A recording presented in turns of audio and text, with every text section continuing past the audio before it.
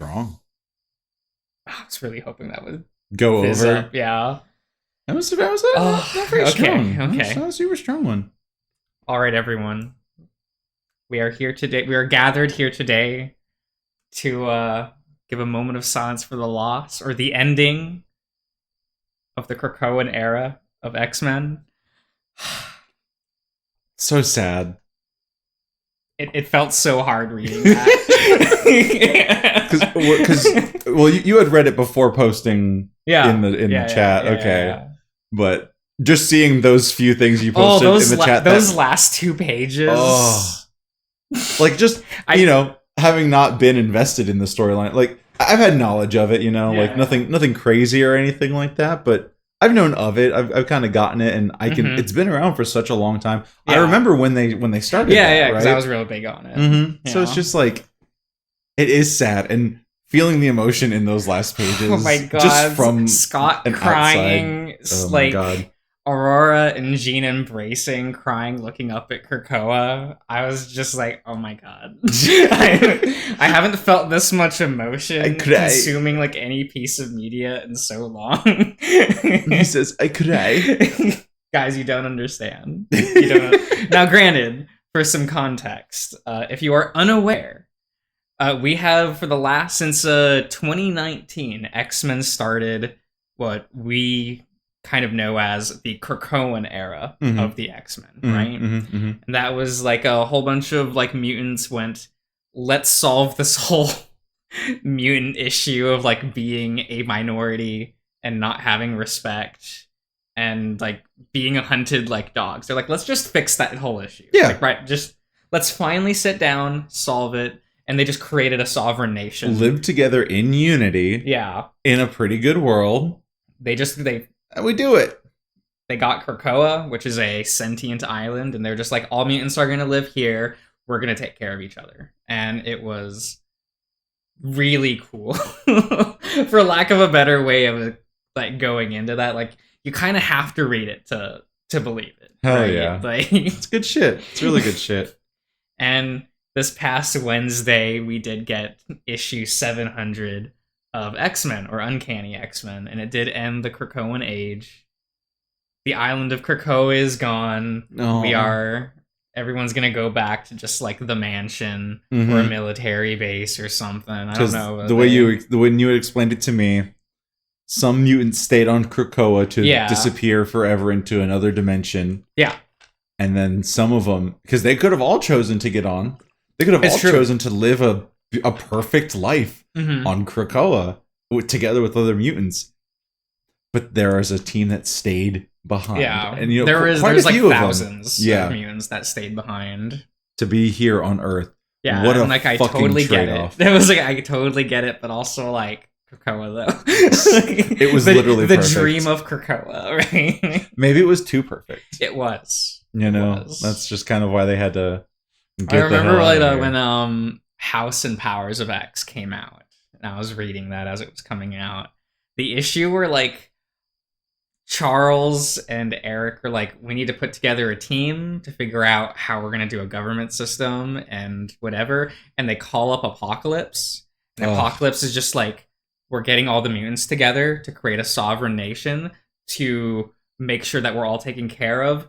Yes, I've been waiting for this. He's literally been waiting for us to finally like pull everyone's heads to get pulled out their asses and sit down and do something about it. And it was beautiful. It's great. It's pretty good. That splash page at the end of Powers of X where you see all the mutants on Krakoa having a celebration party of like establishing the nation. It was exactly what you needed. Yeah. a good cleanse, and we've been having a good ever since. I've always been pretty touch and go with X-Men throughout my entire life. Where I'm like, I've never sat down and read an entire era, and I still did not. I'll be honest, I did not read the entire Krakoan era. I mean, I was right? just like how I always am with X-Men. I'll dip in and out. I would like be one year I'd be reading X-Men, the next year I'd be reading like X Factor or Marauders or New Mutants. I just kind of like whatever like was interesting me. A little dabbling here. Yeah, that's how I consume X-Men. I'm just like, ooh, I like what's going on over here right now. I'll read that. And well, like, because when it comes to X-Men, I don't know if anyone really enjoys X-Men as the whole package. So like I like this one and this one and this one. Yeah. And none of these three are in any stories right now, so I'm not reading. there's definitely that. You know, like but like occasionally I'd be like, oh, I like what that sounds like they're doing over there. Okay, right? Like Kitty Pryde, like going, I have a pirate ship. Like, cool. Let's read that cool for a bit. Fuck. Yeah, that was Marauders. That's good as shit. That's just kind of how that is. Or like Way of X, where Kurt was like, I'm gonna start a religion. Hey, sign me up. Right? Actually. It was very good. I do like him very much. Kurt did choose to stay on Earth. He was given the invite. He got a personal invite to stay on Krakoa. He was talking to one of the guys like, we'd love to have you here with us again. And he's like, I can't do it. I gotta stay. Yeah. And I'm like, So were there any X-Men that stayed on Krakoa? Not that I like noticed. Like none of the ones that like we need for marketing stayed. Let's say, of course. You know, Storm was never gonna stay. Storm was never gonna stay. Like Colossus won't. Right, Iceman. Yeah, you know, Cable. And we saw like Juggernaut in the background during the group shot. And that's like, oh, thank God. Like, I haven't seen a design of his for a long time. Is he still as cool as he was from like Marvel vs. Capcom era? He's still like it's modernized. Okay, but like it's the same general silhouette. Okay, when he's like in the full suit. I just like that he's fucking huge. Yeah, you know, I think about his sprite in just like any of the NBC games, and he's just so big. He is. Yeah. What a shame about his movie appearance. Real fucking shame, dude. Real shame that there's never been a good X-Men adaptation. I'll take that to my grave, audience.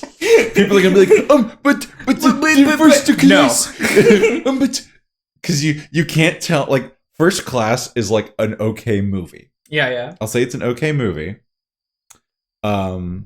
Apocalypse is like bad. Yeah. Days of Future Past is probably the most watchable. I hated that movie. It's the most watchable out of all of them, though. But it is. What was it that movie or was it I think it was First Class. I really hated the mutant and proud. Yeah. And I'm like, no, you can fuck off. I don't believe you. Hell yeah. I've never once had watched a live action adaptation of X-Men and felt that motif actually. Like it's never happened. No. No one's ever sold it ever. No, period. never. Like, is it just that like X-Men is such a comic booky idea? Like there is no is there a way to really do it? Like people liked Logan as far as that as a I didn't like Logan. I didn't. I said Logan. People. I didn't say you liked it. You know, you're not people. We know this. Yeah. No, I'm not. But you know, I don't think I've liked any live action adaptation of the X-Men, and even most of the animated ones, I don't particularly enjoy. I know that people like the '90s adaptation, and I think that's a terrible television show because it looks like ass. It's animated so poorly. And let me clarify, I like old animation. Right. I'm one of those people that's like Japanese animation never got better than the 80s. A reasonable stance. And I even like a lot of the early 90s American era stuff. Love that shit. X-Men 92 wasn't it. That was not quite there. No. I mean that whole era of shows like that was almost its own genre of being poor. Mm-hmm. You know what I mean? Just animation mistakes. I get they were working within whatever limitations they had, but yeah. What are you gonna do, right? It's fine. People the X-Men, what is it, 97 that just came out? So I haven't watched it. I haven't watched it either. I watched the trailer and kind of grimaced looking at how the characters moved. It's weird, right? It's weird. I mean, it could be better. But I don't know. Yeah, I don't know. I don't like it that much. Not a huge fan. It's not amazing. Not amazing indeed. Mm-mm. Oh well. I'm not even a big fan of X-Men Evolution. You're a fan of the one scene from X-Men Evolution. Yeah. Which it was hilarious, and I don't know why I never knew this, but it was rotoscoped. Yeah. Like visually, the Mean Girls episode. Visually, like I knew it was rotoscoped. You can look at it and tell. Yeah. But I'm pretty sure it was rotoscoped from Buffy. Probably. It was the time. That's what I think I read, and then I saw the clips side by side, and I was like, shit. Yeah. It all makes sense. It's all coming back. What a good episode of a show. What a good episode of a TV show. What was it called? Like the Angels of Belleville? I think something like that. I don't remember. It was bad. It was amazing. That's the best episode. So good. That one's the best episode. Can we just have Mean Girls but X-Men? Like, and that's all it is. Okay, but that happens far more often than you would think. When you actually sit down and because remember, Emma Frost's been an X-Men member since like the early 2000s. So good. And once that happened, the X-Men became morally bankrupt. I'm just saying. But we got Emma Frost. Goddamn. And she is the most Queen Slay character ever in fiction. No arguments. That's just is what it is. But all right, everyone. What are we doing? We got stuck. That's right. Cammy was like, no, I need to stay in Echo. And he let God take the wheel through his hands and crashed the Jeep. God was an otter. Right? God's persona is an otter. You heard it here, folks. A twink otter. Ooh, bold. Very bold. That's how this works. That's how this works. I would maybe grant a little bit of twunk. Maybe just a little bit of mass. Not big. Like, he's got, like, you give his arm a squeeze and you're like, oh, damn, nice. But he's still really live and all that shit. You know, no. Jesus, everybody. The one we all know. No. Just like that. I don't like that. It's very good. I don't like. Okay. He's very good. Okay, what is it? Devin starts to analyze the state of his Jeep, and he can tell right away that they aren't going anywhere. Both front wheels are almost buried in the sandy trench below, and both of the back wheels are definitely off the ground, the undercarriage balanced on the road's edge. Still, Dev gets in and, after telling Cameron to stand clear, very gently tries to back out.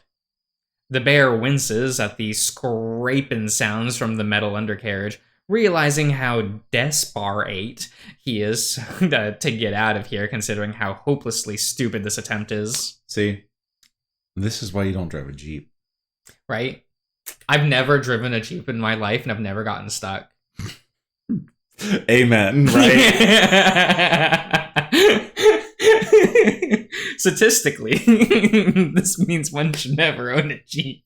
Can't argue with those numbers. Sounds perfect to me.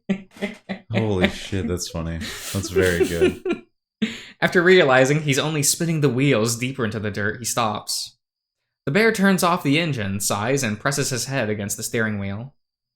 Sure, it sucked that his Jeep is probably all fucked up now, but he can easily afford another one. All this money you're going to spend on another Jeep. Right? Get something else. Get like a RAV4. We could have gone to like Disney World. True. For the price of 3 of your Jeeps. Would you rather go to Disney World or go to a trip to Echo? That really depends. Really? Mm-hmm. Really? Like, am I like gonna like go crazy in Echo? No, just to visit Echo. Am I gonna get sexed up in Echo? No, just like Echo, Utah here. Oh, here in real life? Yeah. I would definitely go to Echo, Utah in real life. Really? Okay. I'm gonna go to Disney instead. Yeah, sure. Have fun. Have fun. One of us is gonna have a real good time. Actually. You're right. I'll be on that carousel of progress, singing "It's a Great Big Beautiful Tomorrow" all day. More than anything, he just wanted to be out of Echo. He thinks back on how strange it was that Cameron immediately tried to convince him that he didn't do it on purpose. On porpoise. Devin didn't need to be convinced because he hadn't even considered that was the case. Oh my god. Devin. What a lad. What a lad. Devin, I know you love him. And I know you want to trust him. However, But because of how he brought it up, Devin quickly shuts that down, deciding that now isn't the time for shitty thoughts like that. Finally, the bear gets out, fixing a smile on his face again so Cameron won't feel so bad. Alright, so... Cameron? Dev looks around again and to his dismay spots the coyote a ways up the road towards Echo again, though he's standing off to the side next to the lake. He's looking over the edge, down at the water. Jump! Jump! Jump! Jump! He's come on in. The water's great. Yeah. Hey, Cameron, you alright? No. Not at all. The bear jogs up to the coyote, putting an arm around him. You alright? Cameron finally turns to look at the bear. Yeah? Stay next to me, alright? I want you to be close after everything that's happened. I was just trying to stay out of the way. Are you looking for something? Dev looks over the edge of the murky water below. Almost immediately after, the bear instinctively pulls back, taking Cameron with him. Yeah, just thought that because otters are good swimmers that maybe... Cameron lets out a fake laugh. That is a cute portrait of Cammy. He's so smiley. Don't you just want to clamp your fist around his little snoot? Yeah. Sorry, I'm crazy. Don't mind me. Come on, don't do that. Cameron goes quiet. Seeing just how unhappy Cameron is, the bear takes a deep breath, deciding to tell him. Back in the early 2000s, an otter kid drowned in this lake. I wonder if maybe that's who you saw? Oh, in the early 2000s. Early 2000s, early aughts, if you will. In the early aughts. In the early aughts. People call it that. It's the early aughts. That stands for otter. Exactly. Early aughts. Holy shit, that's good. Do you call baby otters aughts? No, I don't. I call them baby otters. Don't you want to look at the little aughts? Because I'm not psychotic. You don't want to call them the little aughts? Little aughts. Little autties. I'd sooner call them tots. Little tots. Tiny aughts. Tiny otters, tots. Really? Yeah, along with a few dozen other people over the last 70 years. Lit. That's not small. I have a list for the lake and other places we want to go. So you're saying I saw that because I'm psychic? You don't seem very thrilled with the idea. I'm not thrilled with any of this anymore. It only reminds Dev that Cameron could see anything. Terrible things, and that could lead to more mental anguish for his boyfriend. Anyway, we are stuck pretty badly. What do we do? Don't worry, we got options. We'd want to get put to the highway, but it's a bit of a walk. I think about 4 or 5 miles. That might be a bit too much with it being dark and on a half-destroyed road. I think we should try to get a little bit of sleep, then start walking at dawn. We'll have light, and if we keep up a good pace, we'll get to the highway before it gets too hot and be able to flag down help. Cameron is quiet. So, what do you think? I'd rather walk there during night. Why? That's cooler. Yeah, but also when you rest, and also hard to see. It's the road. You'll know when you're on road versus dirt. In the desert where there's like not a lot of ambient light. You know the difference between dirt and road. I guess, but like what if the road like have hole and you step in hole and break foot? I'm not you. Shut the fuck up! This is so mean! Unnecessary! You know, all the times I've like tripped in like a dirt pit, I've never actually gotten hurt. Good for you. So, you know, that's great for you. Yeah. When I trip and fall down flights of stairs, nothing. Yeah. I just get back up and I walk away. Yeah. I don't think I've fallen down a flight of stairs. It's kind of fun. I like For a while as a kid, I told a story about how I jumped down an entire flight of stairs and didn't get hurt. Yeah. And I like swore by this story. But I was like 4. So jumping down like 3 flights of stairs probably felt like a whole flight. And in my head, like when I visualize it, I can just see myself careening down a whole flight of stairs like it's nothing. The way I mentally like think about it, it's like, oh, he definitely did a kickflip on a skateboard going down a flight of stairs. I've never been that cool. I can never do a kickflip on a skateboard. I can do like a side flip on a longboard, but that's all I could really do. Gotta get hip. Gotta hit hip with the kids. I'll get my rollerblades. Okay. Remember a while back when I asked what we'd do if there was an emergency? You said there was still cell service in parts of the town. Did I? Yeah, Dev. You know what I'm talking about. It makes way more sense to find cell service right next to us and call for help rather than walk 5 miles. I don't think it makes much sense at all, Cameron. We were looking for trouble, Devin. I think we'll be fine as long as I'm not trying to see shit.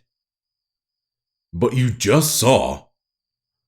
It's silent for a few excruciating seconds. Ugh. I just want to get the fuck out of here and get you home. Cameron's ears twitch as Dev raises his voice, which seems to reverberate in silence.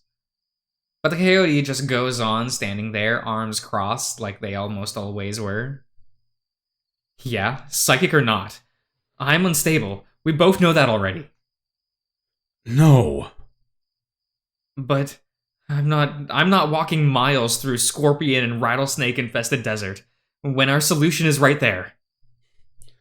Babe, please. I have a bad feeling.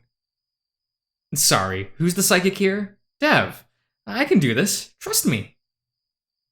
We're outside where nothing's haunted and we won't be looking for anything, so I'm going.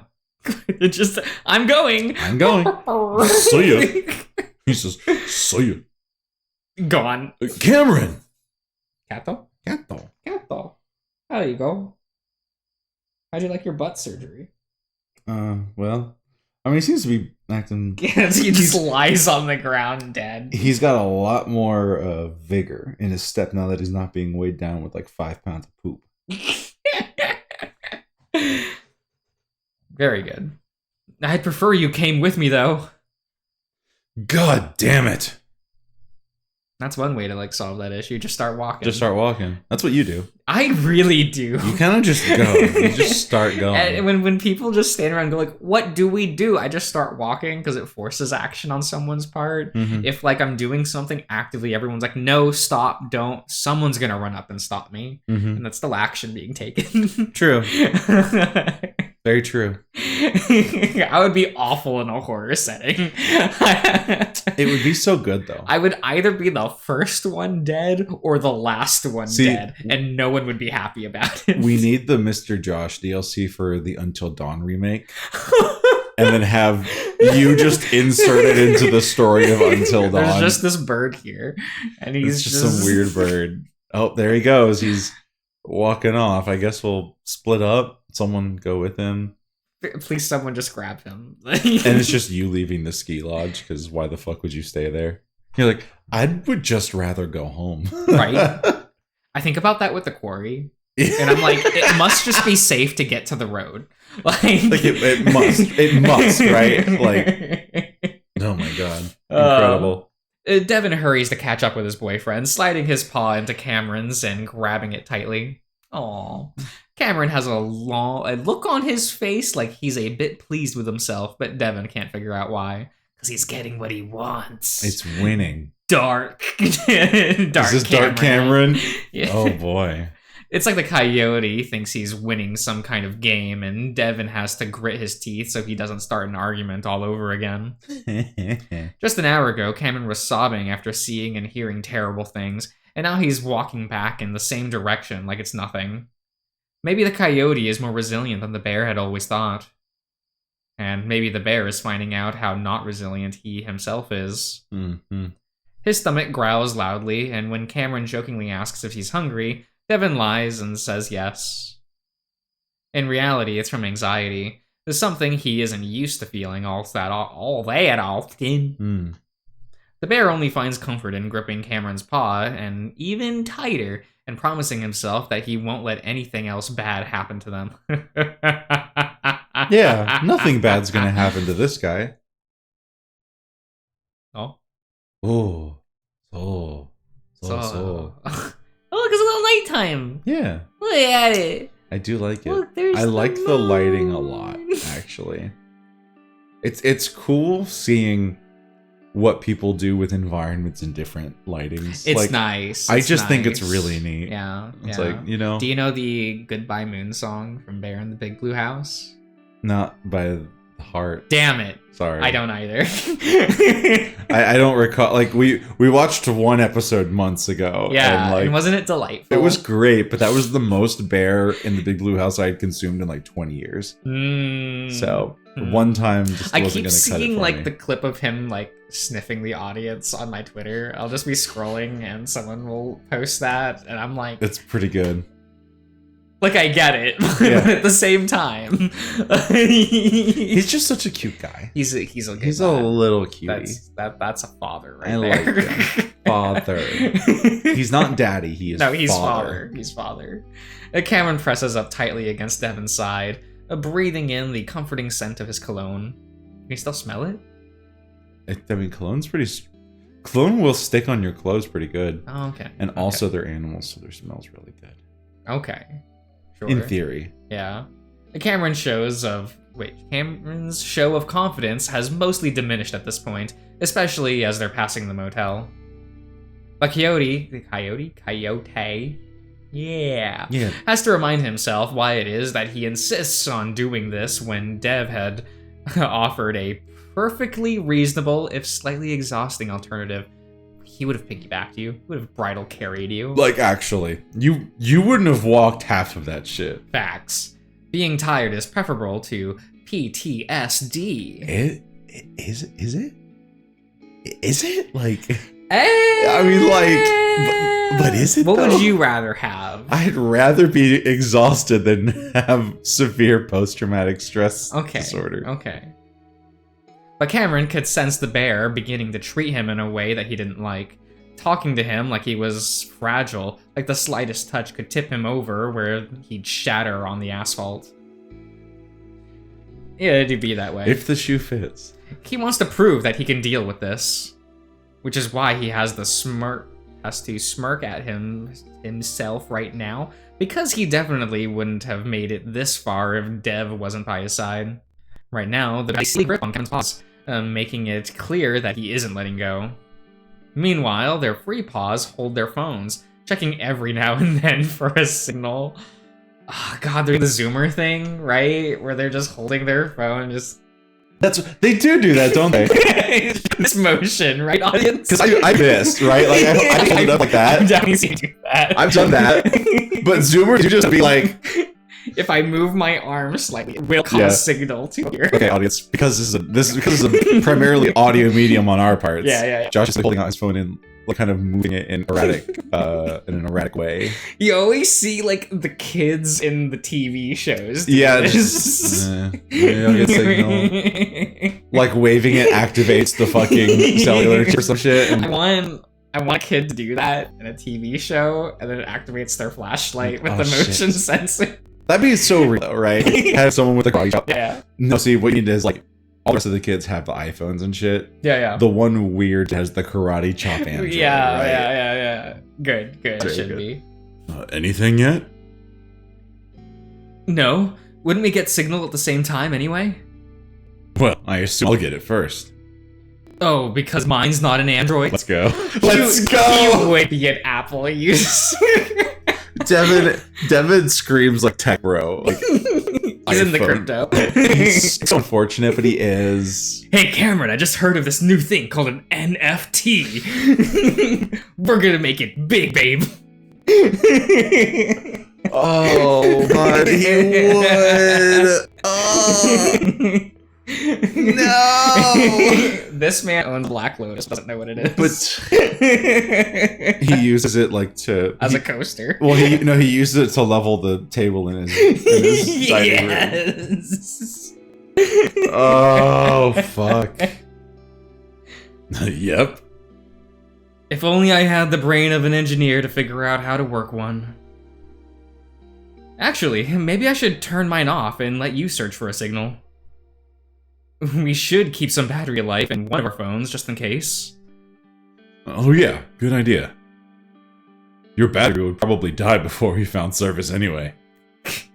Fucking drag his ass, Devin. Get him. Fuck him up, dude. Do you think Cameron waits in line at those dystopian-looking Apple stores? See, I don't know if Cameron would wait in line. He doesn't strike me quite like that. Like he would wait at the start across the street. Oh yeah, he'd just be like waiting for the line to go down. He would sit there just sitting there watching the line, not doing anything else. His old phone a dead weight in his fucking pocket. Oh, facts. That's a doorstop. And then he sees the line finally start to get lower. He's like, I guess I'll go stand. He goes, doo, doo, doo, doo. Or no.